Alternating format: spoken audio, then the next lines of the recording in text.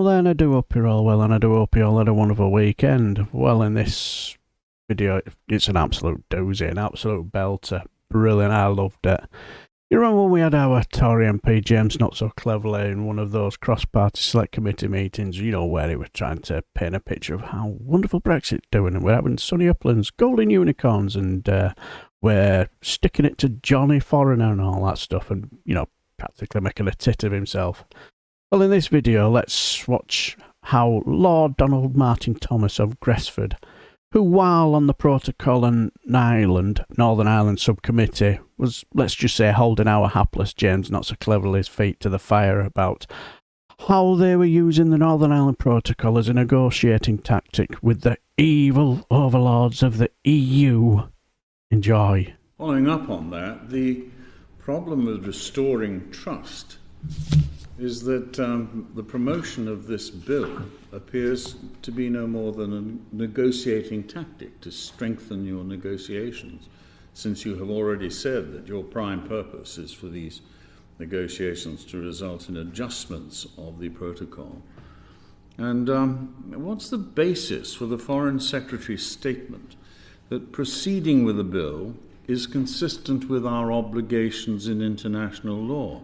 Our obligations in international law are set out in a treaty which we have signed. So a proposal to break the treaty cannot possibly be, and I have found no lawyer in this country who can say that it's consistent with with our obligations in international law. Wow. Don't sit on the fence, mate. Just tell him what you really think. Brilliant. Couldn't have said it better myself. Well, I mean, I'll take a step back, and the first part of your question, the reason that we are taking these actions through domestic law, whilst still saying that we want to have a negotiated outcome, it is a safety net. It is a safety net because we can see the executive is not up and running. We can see east-west business flows are being constrained, and if these negotiations was to drag on indefinitely, that situation cannot endure indefinitely. So our rationale for starting to build that kind of safety net legislation is because I have no idea what he's talking about, and I get the feeling nobody else knows what he's on about, and I get the feeling even he doesn't have a clue what he's talking about. He's just floundering in the wind because that's a belter of a question, and I totally agree with the guy. We've been negotiating for quite a protracted period of time with the EU. The last couple of rounds of negotiation weren't shifting things as quickly as they needed to, and what we've now seen subsequent to the elections in Northern Ireland is the executive has not been reformed. We can't wish those things away, and we can't let those things endure indefinitely. So the legislative process that we have outlined is a safety net. Our desire is to negotiate the protocol. We are confident that this sits within the law, within international law. We're confident of that, and we will be setting. He's told you that it doesn't. So why are you talking rollicks? Out through the process our rationale for that belief as we set out the details that we seek to address. Ultimately, no one would be more happy than us if all that work became obsolete. And as I say, it is purely about building that safety net, because the facts on the ground, executive not being reformed, east-west trade across the Irish Sea not flowing as it should, those things are real, and we have to take action to address those realities. So what I call a negotiating tactic, you call a safety net. but a safety net with a hole in it, because it won't catch anything. And All nets have there are holes in lawyers in the European... What an idiot. All nets have holes in it, as if he's got a gotcha. You muppet. There are lawyers in the European Union who will fully understand that position. And in that context, what's the significance of the Foreign Secretary's reference to the government's prior obligations to the Belfast Good Friday Agreement? How does the protocol impinge upon the Belfast Agreement, which I've read? Well, the fact the exec's not up and running strikes me as, prima facie evidence that the protocol and the protocol is being pointed at as one of the big reasons why the exec has not been reformed. The exec, the power sharing executive, of course, is not the only element of the Good Friday Agreement, but it is one of the very important manifestations of the Good Friday Agreement. So again, why are you just taking the word of one group of people who don't want the Northern Ireland Protocol when a good proportion of them do? It is not up and running, and whilst it is up and whilst it remains the case that it is not up and running, we have got to do something about that. I can see my whip is trying to get in contact with me. I don't know if one of my team can let... In other words, help, get me out of here. I'm getting absolutely annihilated here by this guy with facts and evidence that I cannot argue with. Marcus James, just let him know what's going on. Apologies, Mr. Lord Chairman. Shall we suspend for 1 minute while you check on that position? Shall we do that? If you're happy to, that would be very, very of course. Grateful. Thank you. Of course. The proceeding is currently suspended. Absolutely brilliant. Okay, well, welcome back, everybody. And I think we're in the middle of a question between Lord Thomas and the Minister.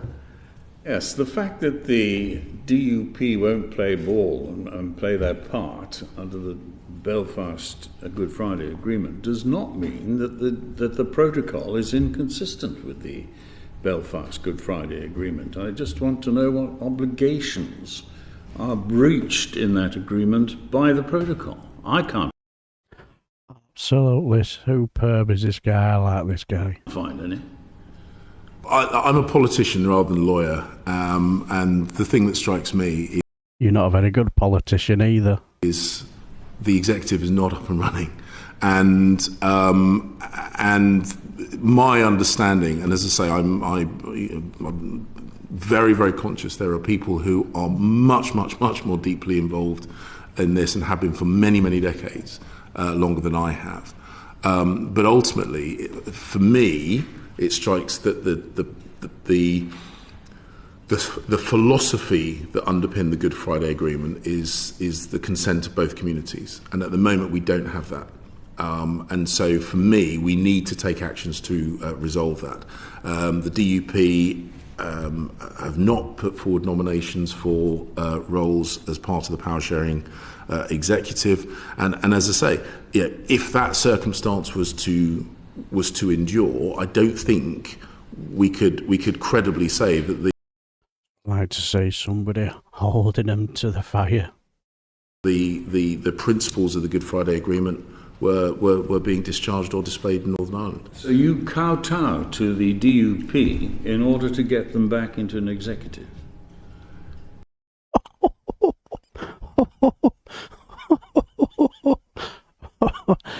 I think he's bang on the money there. I think it's a very, very unhelpful way of phrasing it, if you don't Stop clutching your pearls, James. mind me saying. I think that politicians listening to voters is not kowtowing. It is the golden thread that binds politicians to the people that they vote for. And the In other words, listening to the will of the people when it suits you. majority in Northern Ireland in the recent election voted for the protocol. But the Good Friday Agreement is never about the minority being silenced by the majority. It's my understanding. Wow. Those who who voted to remain. They were snivelling Ramonas, and they should accept the vote and should shut up. But when a small minority wants to rip up the protocol, we've got to listen to them. At its heart, it is about making sure that both the minority view and the majority view have a voice.